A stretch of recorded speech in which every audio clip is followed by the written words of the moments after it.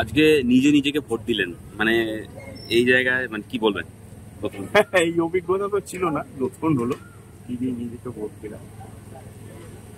আর পথ চলাটা খুব কঠিন।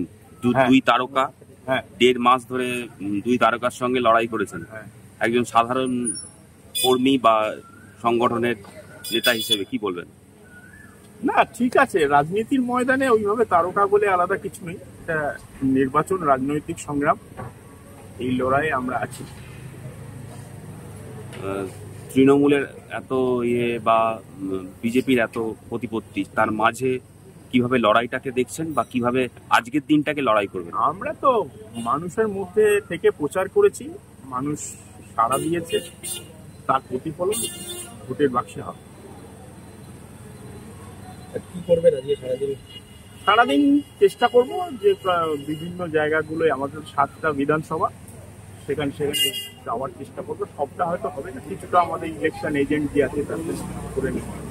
কোথাও কি এখনো কোনো অভিযোগ এসছে? এখনো অব্দি সেইভাবে কিছু নেই। আপনাদের সব থেকে বুঝতে দেওয়া হয়েছে? হ্যাঁ, কম বেশি কিছু কিছু জায়গায় একটু ধনেখালির দিকে কিছু টুকটাক ধমকি টমকির ব্যাপার ছিল, সেগুলো উপেক্ষা করেই আমাদের কমরেডরা গেছে। মানে কোনো জায়গায় সন্ত্রাস হবে বা এরকম কোনো হ্যাঁ, আমাদের তো সন্ত্রাসের আতুর ঘর এই লোকসভাতে হচ্ছে ধনেখালি। আমরা ইলেকশন কমিশনকে বলে রেখেছি, নিশ্চিত আশা করবো তারা যথাযথ ব্যবস্থা নেই। ইলেকশন কমিশন যেভাবে প্রস্তুতি নিয়েছে সেটাতে আপনারা খুশি? সবটা তো ওইভাবে হয় না, কিন্তু ভালো।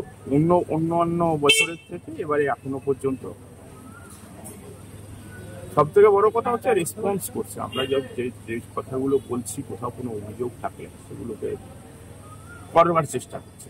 লড়াইটা কি কঠিন হবে? লড়াই কঠিন, আবার সম্ভাবনা মনে। সামরিক বাহিনী তো পর্যাপ্ত পরিমাণে দেওয়া হয়েছে, তাতে কি সুরক্ষিত ব্যাপারটা বাড়বে এবার? না, শুধু সামরিক বাহিনীর ওপরে বিষয়টা নির্ভর করে না। মানুষের জেদ, তার ইচ্ছা, আমার নিজের ভোট আমি নিজে দেবো, সেইটা এবারে সবচাইতে বড় ইচ্ছা। মানুষ আসছে, নিজের ভোট নিজে দিচ্ছে, জিতবেন? জেতার আশা নিয়েই তো লড়ছে।